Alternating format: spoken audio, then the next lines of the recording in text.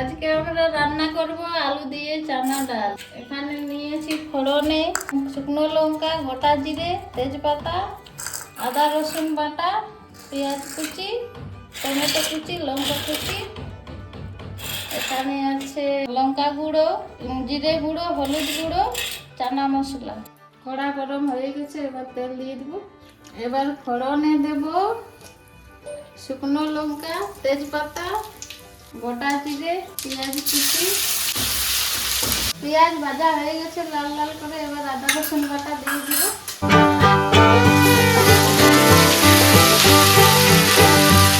আদা রসুন ভালো করে ভাজা হয়ে গেছে, এবার দিয়ে দিব টমেটো কুচি।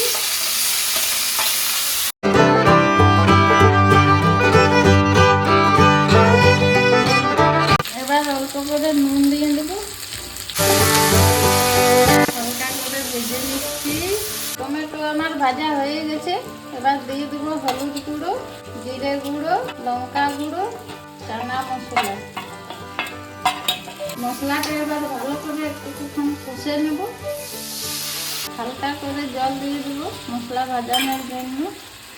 মশলা ভাজা হয়ে গেছে আমার, এবার দিয়ে দেব লঙ্কা কুচি। সিদ্ধ করে রাখা চানা ডাল আর আলু এবার মশলার মধ্যে দিয়ে দেব।